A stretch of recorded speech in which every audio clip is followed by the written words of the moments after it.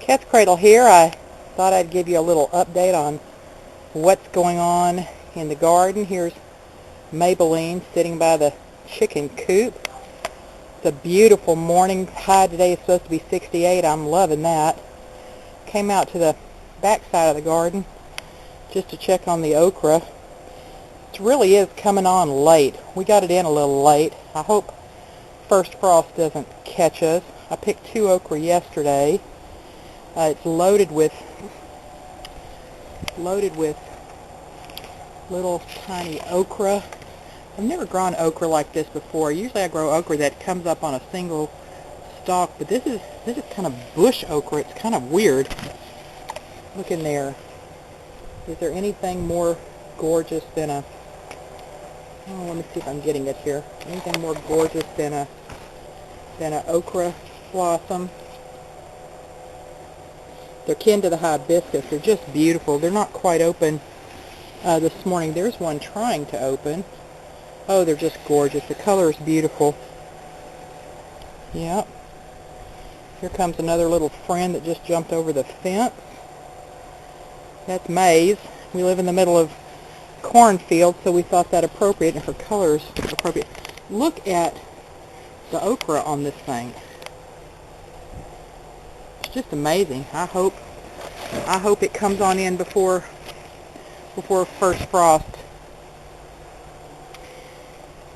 Here's why you don't give up on your garden and you hang in there till the bitter end. Everybody in town pulled their green beans out when they didn't make midsummer, and I left mine. A few weeks ago they were covered with blossoms. Here's some more coming out. Here's blossoms all down here. We have these growing up on an old telescoping clothesline, but I've picked a lot of green beans off that. It's kind of like a bean grotto. Prepare crawls in here in the middle. There's the pole in the center holding it up. She crawls in here, and then she just picks beans all on the inside. We pick them on the outside. But we got a lot of beans off that. And what's left, I'm probably going to just leave and let go to seed. These are Kentucky Wonders. And then I'll have the seed for next year. If we come on around just a little bit here, you'll see the larger section of the garden. None of it's very big. This is what's just amazing. This is one tomato plant here, and it is covered in blossoms. I hope you can see it. Let me get a little closer here. Yep, there we go. Covered in blossoms, covered in cherry tomatoes. We've tied it up every which way we can because it just goes crazy. It goes on and on. I bet it's 9 feet across. Bell peppers are still producing. Look at that. It's the middle of September. Eggplant. This thing is huge. There's where it was originally staked. It comes all the way over here. Still producing beautiful eggplant. There's some. There's one. Another one. Got a little bad spot on the bottom. That's alright. I don't mind that. And then we've got a couple of rows of tomatoes here. I picked a few this morning. It's looking kind of sad. We don't care. I get in there, like on this one right here. Here's some tomatoes on the vine right here. I get in here. I dig out all the dry. Cut away. Water. Look at all the tomatoes there. I don't quit. You know, Prepare, look at all the tomatoes right there. Prepare came in not long ago. She says it every year. Can't our garden just die like everybody else's? And I remind her that we're God-fearing people, and when we kneel down to say our prayers at night before we go to bed, we pray that God will bless our efforts and that our garden will be productive. And for her to wish for it to die is really kind of working against us. So she's going to quit doing that. Here's some asparagus here. Yeah, and don't write me email messages if you don't believe in God. There's plenty of other non-believers on YouTube, and you might be happier on their channel. Just don't send me messages. Here's more tomatoes, just loaded. Come on around here. See, they look really sad at the top, and most people would just pull those out. But when I get to looking, maybe I'm a little too close here. Let me back out. Whoops. When I get to looking, I see tomatoes everywhere. Look at that. Oh, my dogs are out. Over here, love this. This is the second season of raspberries. See how beautiful they are? Big old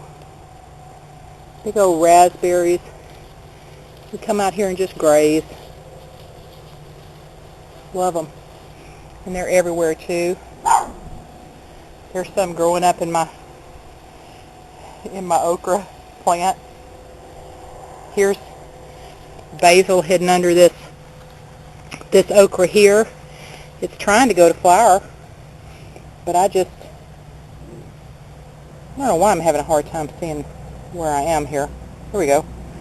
I just pinch the flowers off, throw them down, and just let it keep going.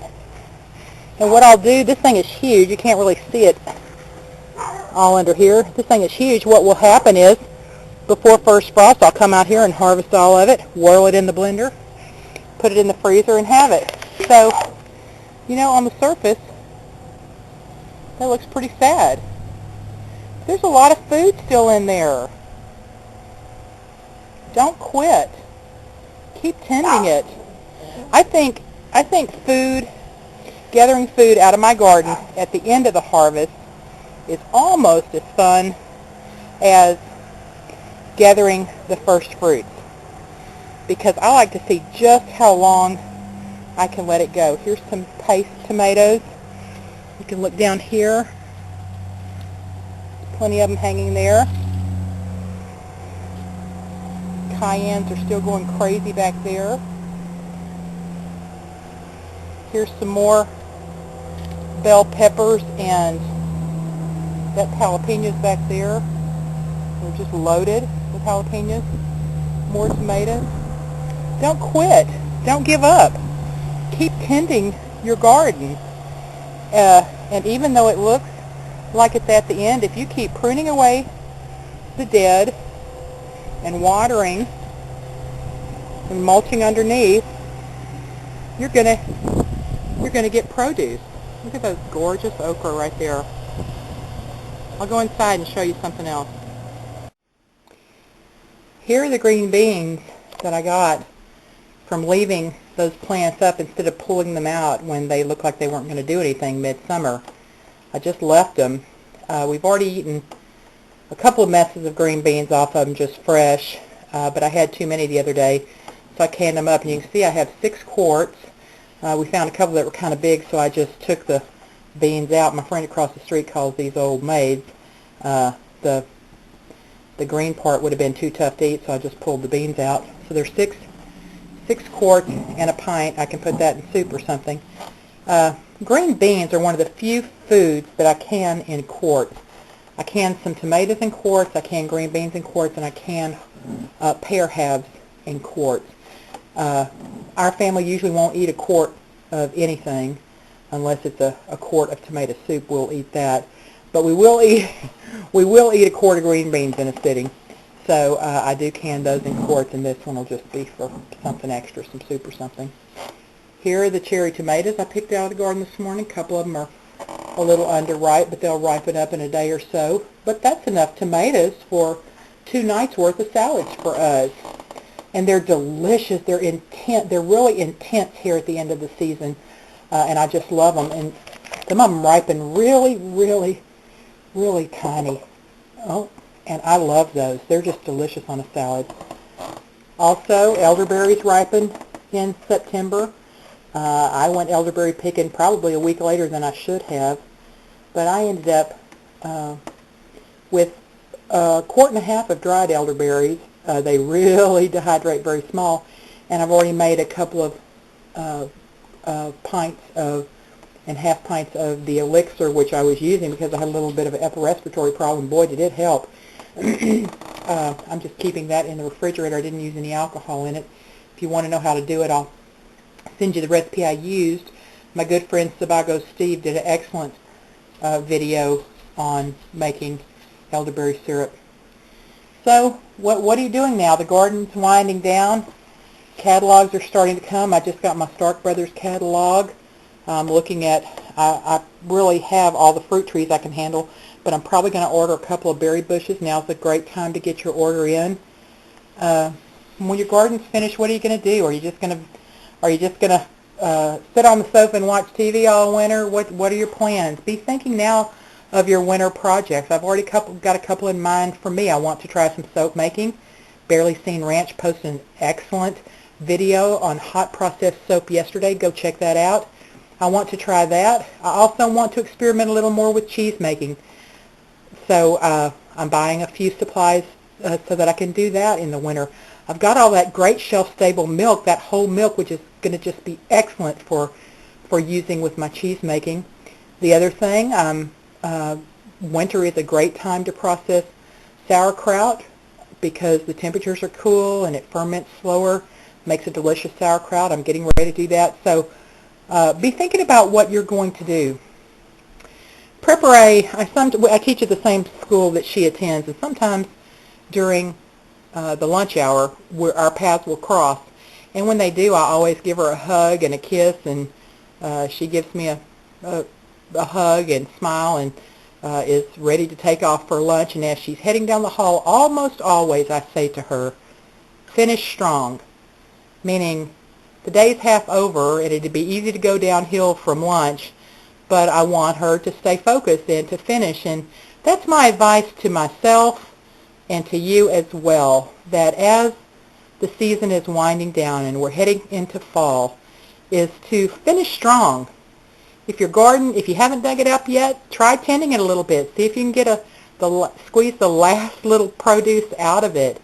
The other thing, get your winter projects lined up. Don't let your mind and your body go dormant. Stay busy and figure out what it is you're going to do and finish strong. Cat's Cradle.